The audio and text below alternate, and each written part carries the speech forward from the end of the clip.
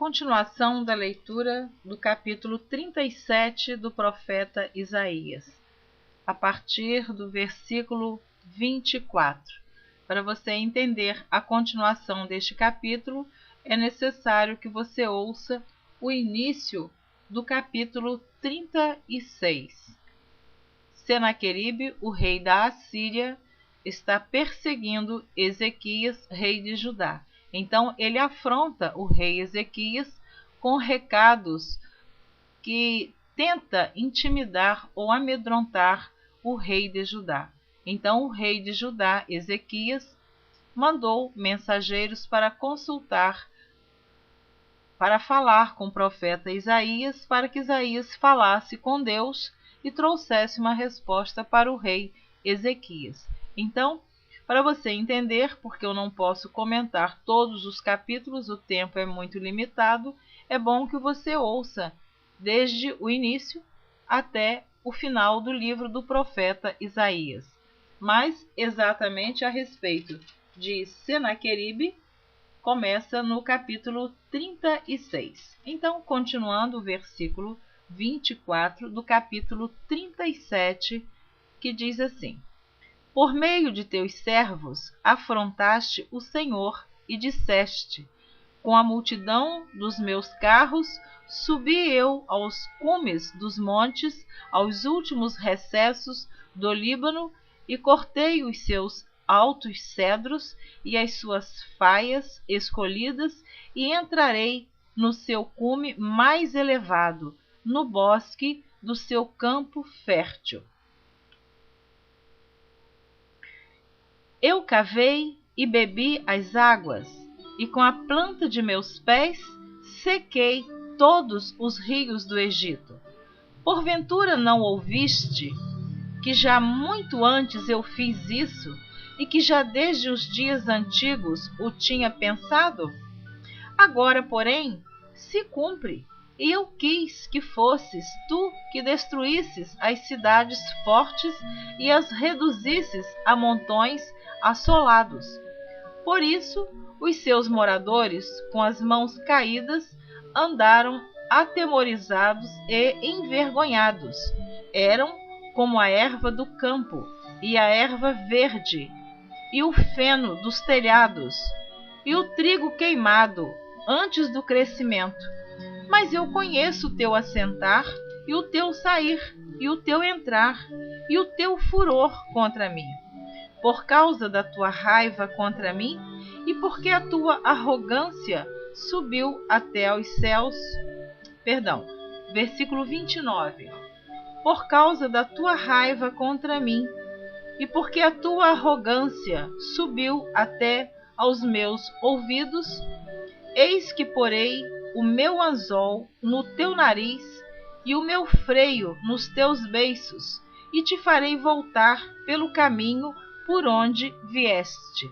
Então este foi o recado, a mensagem que Deus manda para o rei Ezequias através do profeta Isaías. E isto te será por sinal: este ano se comerá o que espontaneamente nascer, e no segundo ano o que daí proceder. Mas no terceiro ano semeai e cegai e plantai vinhas, e comei os frutos dela. Porque o que escapou da casa de Judá e ficou de resto, tornará a lançar raízes para baixo e dará fruto para cima. Porque de Jerusalém sairá o restante, e do monte Sião o que escapou. O zelo do Senhor dos exércitos fará isso. Pelo que assim diz o Senhor acerca do rei da Assíria: não entrará nesta cidade, nem lançará nela flecha alguma, tampouco virá perante ela com escudo, ou levantará contra ela tranqueira. Pelo caminho por onde vier, por esse voltará, mas nesta cidade não entrará, diz o Senhor. Porque eu ampararei esta cidade para a livrar, por amor de mim e por amor do meu servo Davi. Então saiu o anjo do Senhor e feriu no arraial dos assírios a 185.000. E quando se levantaram pela manhã cedo, eis que tudo eram corpos mortos. Assim, Senaqueribe, rei da Assíria, se retirou e se foi, e voltou e ficou em Nínive.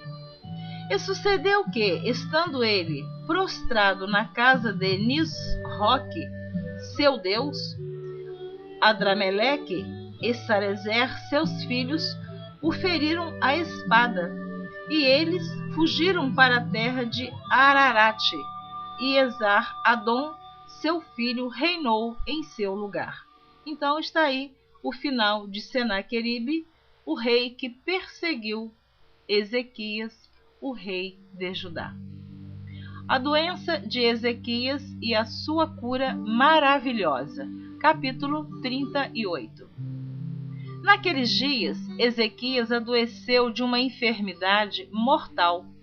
E veio a ele Isaías, filho de Amós, o profeta, e lhe disse: Assim diz o Senhor: põe em ordem a tua casa, porque morrerás e não viverás.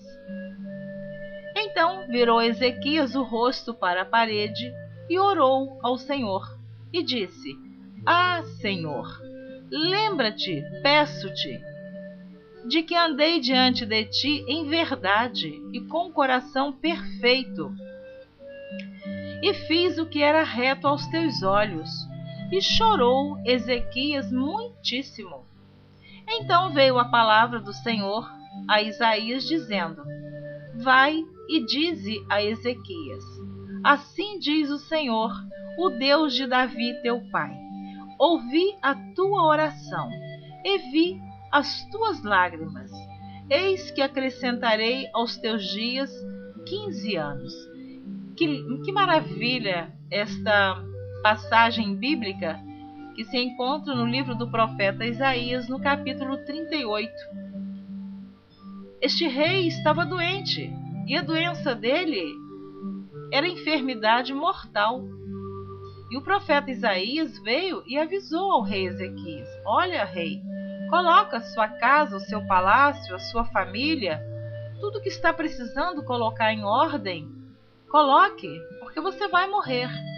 Mas o rei Ezequias, ele era um homem de Deus. Ele obedecia a palavra de Deus.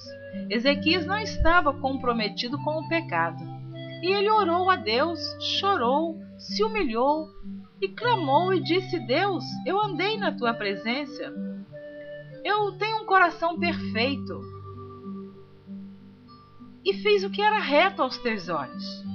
E ele chorou muitíssimo. Dizem que o homem não chora? Chora sim, dependendo das circunstâncias, do momento, dependendo do que o homem está passando, com o coração quebrantado, ele chora sim, chora de tristeza, chora de arrependimento, chora de saudades. Enfim, são muitos os motivos porque um homem pode chorar. E não é desonroso o homem chorar. O rei chorou. E Deus ouviu a oração do rei Ezequias. E diz-nos a palavra que o profeta ainda estava no palácio, nos arredores do palácio. E Deus disse ao profeta: volta e diz ao meu servo, o rei Ezequias: eu ouvi a oração dele e vou acrescentar a ele mais 15 anos de vida. Então, como você pode ver,